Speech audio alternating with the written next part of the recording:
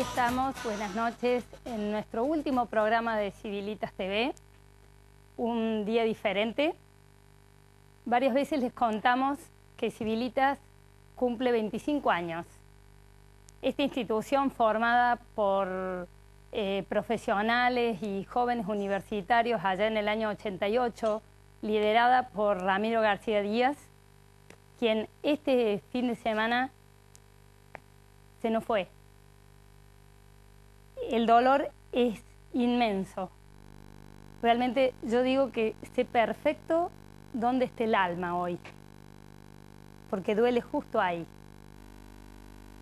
Como familia, como discípula en parte de sus ideas, pero fundamentalmente como amiga, siento un enorme vacío. Un gran hombre, un faro, decía Sebastián los otros días, un tipazo, repetimos todos. Justo un mes antes de la muerte hicimos un almuerzo en homenaje de los 25 años y pedimos que nos dijera unas palabras como primer presidente de la institución. Por supuesto nos alentó a trabajar mucho más, a ser creativos, a unirnos, a mirar más allá del bosque, a pensar un país grande y generoso para todos. Lloramos su muerte, pero realmente celebramos por sobre todo su vida.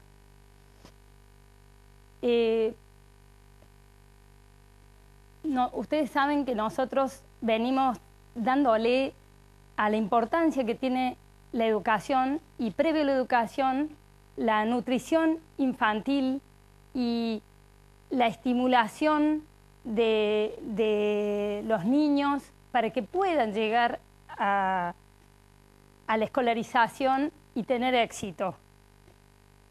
Lo hemos utilizado hasta gastarlo casi al doctor Abel Albino, y promotor, mentor y el que lleva adelante CONIN y sus centros en todo el país y en el exterior inclusive. Queremos invitarlos a ver este video que nos muestra la Argentina que podemos ser. Creo que es un buen homenaje para Ramiro. Papá, me voy a Italia. Entonces dijo él, ya me había recibido de médico yo. ¿Y a qué te vas, che? ¿Qué te vas a ir a Europa? A encandilarte con espejitos de colores. Acá hay miseria, hay pobreza, hay injusticia. Este es tu país, esta es tu patria. Digo, ¿qué nos pasó? Si el nuestro es un gran país. ¿Qué nos pasó? Por favor. Cuando nace la República Argentina en el año 1853 era el último orejón del tarro del concierto latinoamericano internacional. 800.000 habitantes y el 80% analfabetos. En el año 1869, cuando asume el presidente Sarmiento, pide el primer censo nacional. Sarmiento dice, quiero una reunión del gabinete de ministros para esta tarde. Se reúnen los ministros y dice, señores, vamos a trazar la política de Estado para los próximos 100 años en la República Argentina. Educar, educar, educar, escuelas, escuelas, escuelas, hay que hacer de la patria una gran escuela.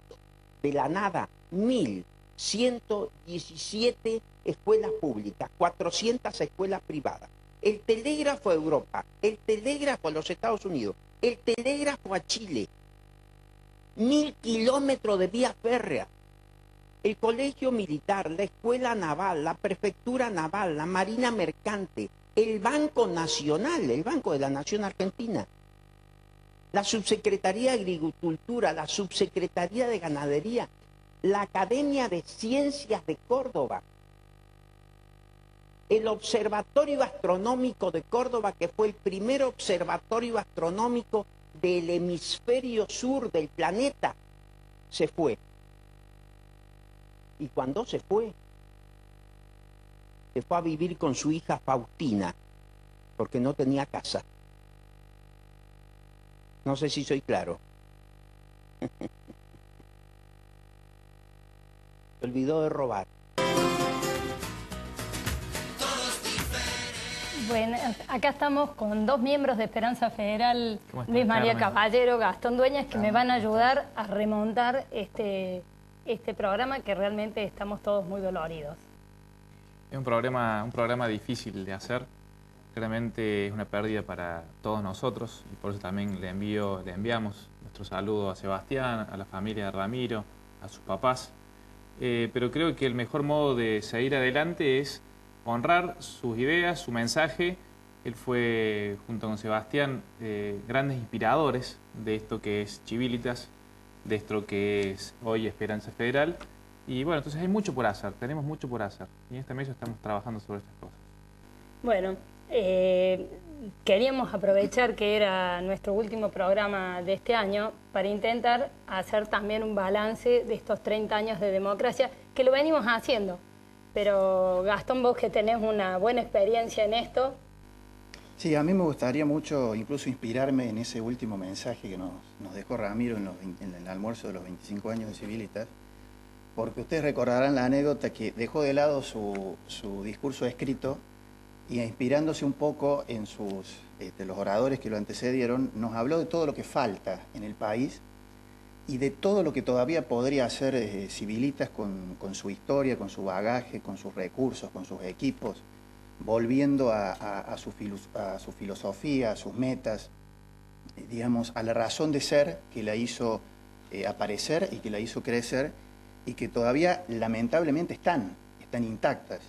Y eso creo que tiene que ver con la falta de calidad, ¿no? Con la falta de evolución de esta democracia, que por tantas veces dicho esto no deja de ser cierto, ¿no? Lo conseguimos ya hace 30 años, en lo formal, en eso hemos ido tratando de tener algunos avances en materia política, en materia de representación, en materia estrictamente electoral, pero quedan las grandes asignaturas pendientes que incluso se desgajan de aquel famoso discurso del primer presidente, ¿no? Con la democracia se come, se cura, se educa, que por ahí se tomó como para un poco en solfa, pero porque en definitiva ese gobierno no terminó del todo bien, pero creo que en el fondo había una filosofía, había un mensaje, había un espíritu que en estos 30 años me parece que todavía está pendiente en un montón de asignaturas. Por ejemplo, lo comentamos antes de entrar al aire,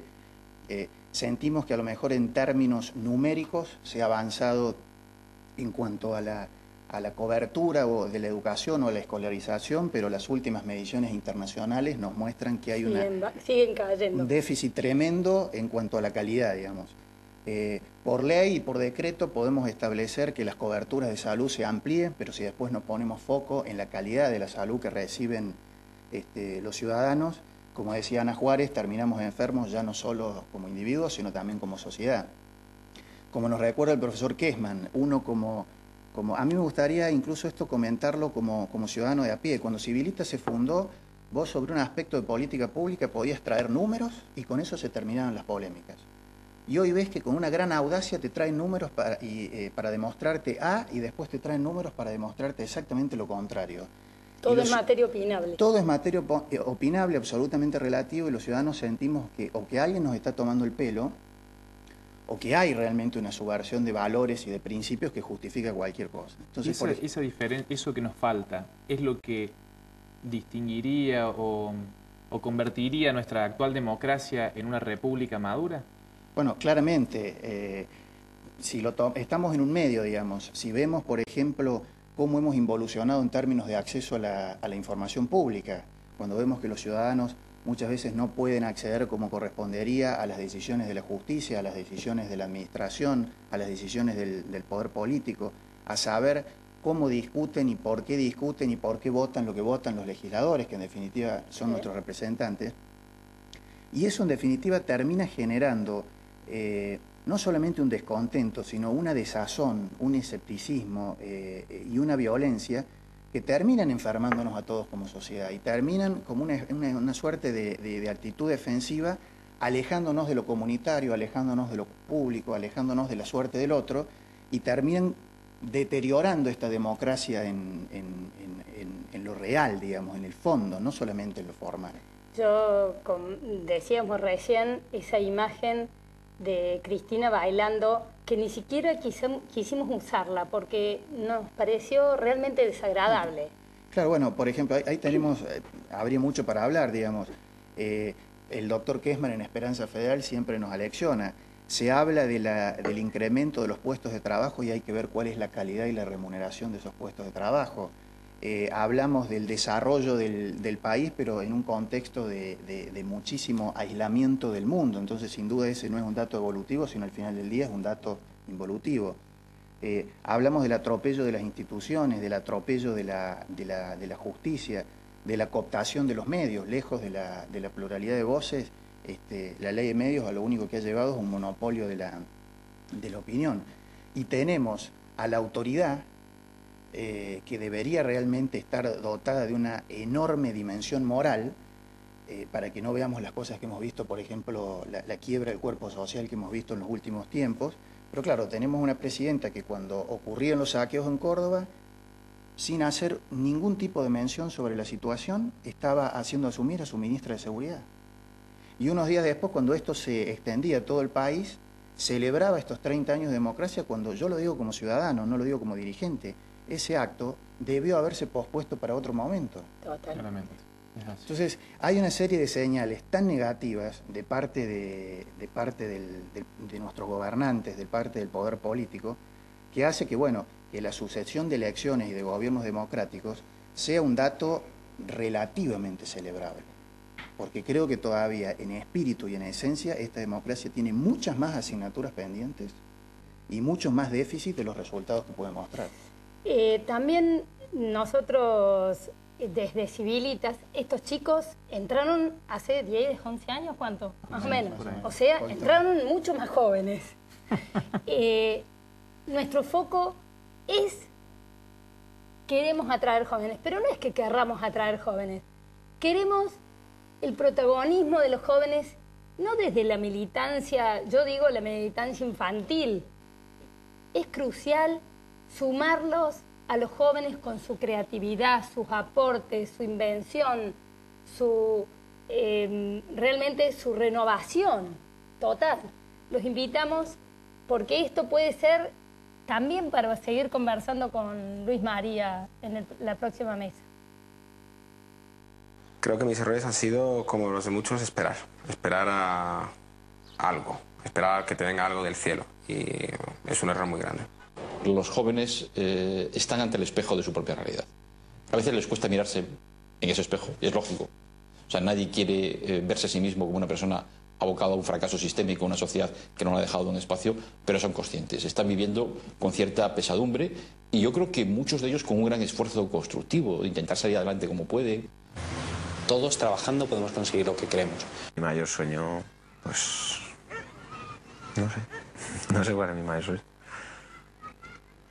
No debemos permitir que sea una generación perdida, porque el coste no es que ellos estén sin trabajo, es decir, que todo lo que ellos aportarían de nuevo al mundo, que estoy seguro que tienen cosas para aportar, lo van a perder ellos como individuos y lo perdería el mundo como renovación. Cuando una nueva generación no aporta ideas nuevas, todo el mundo se está muriendo de alguna manera, se está envejeciendo, ¿no? Sobre todo porque ellos no son responsables de este fracaso que podemos tener como sociedad, si es que le podemos llamar fracaso, o esta realidad. Luis María, a mí me parecía que era interesante tenerte acá, porque estamos en un clima de fuerte conflictividad. Efectivamente, este final del 2013 nos encuentra con lo que muchos filósofos políticos llamaban el contrato social, en cierta manera roto, quebrado. Nos encontramos en una situación, no digo radical, pero sí profunda de desconfianza social, y eso es algo que no podemos permitir. Las nuevas generaciones tienen que recibir de nosotros un mensaje diferente y tenemos que preparar hacia el futuro una sociedad que pueda vivir definitivamente en paz. Nuestro país tiene una historia a lo largo de sus 2 siglos de vida desde la independencia o desde la primera junta de gobierno, plagada de desencuentros. En el siglo XIX, en el siglo XX y en el siglo XXI de una manera quizás más solapada o sorda, pero igual. Y yo creo que ha llegado el momento de que eso cambie. Tenemos una tarea importantísima, hay que reconstituir el tejido social. Lo que pasó la semana pasada en Córdoba, pero que además luego se extendió al resto del país, es un síntoma que va mucho más allá de la inseguridad ciudadana. No se trató solamente de un hecho delictivo. Era una manifestación muy clara de una fragmentación social que no podemos permitirnos. Y para que eso cambie, tenemos que trabajar. El sector político claramente tiene un rol que no lo está cumpliendo, por lo menos no de manera acabada. El tercer sector, las ONGs, las parroquias, las instituciones sociales de distinto tipo, tienen también un rol clave en ese cambio, y creo que desde allí sí se vislumbra la esperanza, desde allí puede surgir lo que estamos esperando. Es complejo, pero hay que enfrentarlo. Creo que hay mucha gente que lo está abordando de alguna manera y eso puede dar sus frutos, pero sin lugar a dudas que terminar este año 2013 de la manera que estamos terminando nos pone a todos tristes, por supuesto. Sí, totalmente. Yo tengo 2 testimonios. Por un lado, he conversado con gente de Las Violetas y de Villa Pigüé, ahí atrás de Oña. Dicen que han tenido mensajitos de textos invitándolos a saquear el próximo 20 de diciembre. Las madres de Villa Pigüé dicen más o menos la mitad de la villa está lista para salir el viernes. ¿Quiénes no salen? Los adultos y los niños. ¿Quiénes salen? Dicho por ella, la pendejada. Yo digo, en una de esas, lo que en España está mostrando de una forma, nuestra versión criolla es un poquito peor. Tenemos a estos jóvenes sin metas, sin contagiarlos con algunas ilusiones que pueden llevar adelante. ¿Qué pensás vos? Me gustaría muchísimo hacer un link entre la reflexión de Luis María, la mesa anterior y el rol de los jóvenes, partiendo de 2 datos que serían el diagnóstico un poco sombrío y como contracara la esperanza de los jóvenes. Primer dato, empiezan a detectar las distintas instituciones que relevan de alguna manera la reacción de las familias que todavía están en la pobreza e incluso en la indigencia al asistencialismo estructural del Estado, del que además se hace un uso político. Ya no se detecta el espíritu de renunciar a la asistencia porque en el fondo se pretende salir a trabajar. Ya tenemos familias tan quebradas moralmente que están no contentas, conformes con esa situación y no tienen ningún tipo de deseo, manifiestan ningún tipo de aspiración a salir de esa situación. Primer dato tremendo. Segundo dato, hay países como Ecuador que tienen claramente índices de desarrollo y de promoción humana muy inferiores a los nuestros y que sin embargo en algunos estudios, en términos de la incidencia que tienen esos números con la seguridad, están por encima de Argentina, en términos de la seguridad ciudadana. Entonces cuando tenemos semejante distorsión enfrente, pero vemos a los jóvenes involucrándose en las universidades, en las ONGs, en las entidades civiles que con las cuales vos, Carmen, trabajás y colaborás tanto desde hace tanto tiempo, indudablemente que tenemos, un poco parafraseando tu sección en este programa, razones para la esperanza. Yo creo que la vocación de los jóvenes es el mejor anticuerpo para salir de esta anomia, que creo que es, de todos los resultados que podríamos celebrar de los 30 años de democracia, este es el peor, o esta es la gran asignatura pendiente. Y recuerdo brevemente qué es. No solamente es la ausencia de normas sociales, no políticas. Es decir, cuando se rompen las normas de la convivencia social, por eso decía, muy relacionado a lo que dice Luisma, sino también es cuando la estructura social, o sea, cuando la sociedad, le impide a cada uno de sus individuos aspirar a la promoción humana. No estoy diciendo no le regala cosas, ni le provee de cosas, sino le genera el caldo de cultivo para que se pueda desarrollar Si y me creo que los permiten. jóvenes ahí tienen un gran Rol importantísimo. Efectivamente hay países, yo recién mencionaba en esta historia de desencuentros, hay países muy parecidos, muy similares a los nuestros, con historias similares, con historias parecidas de dolor y de luchas y complejas, pero que han hecho un clic y hoy están o parecen estar haciendo los deberes bastante mejor que nosotros. Creo que podemos aprender también de experiencias exitosas de otros países cercanos a ¿Como nuestro, Chile, por ejemplo? como Chile, incluso Brasil con sus matices, incluso Perú, Colombia. Hay mucho por aprender y los jóvenes tienen un rol fundamental en eso. Perdonen que les corte la mesa, pero me parecía que el último segmento imprescindible es tomar los jubilados. Una sociedad que no le da el calce que necesitan a los chiquitos para que puedan aprovechar la educación, no consigue motorizar a los jóvenes e ignora a los jubilados, realmente son nuestra memoria, son nuestra sabiduría. Me encantaría que lo conozcan a, ¿perdón? Sí, a Juan Cruz Mora, que es el cartonero de mi barrio.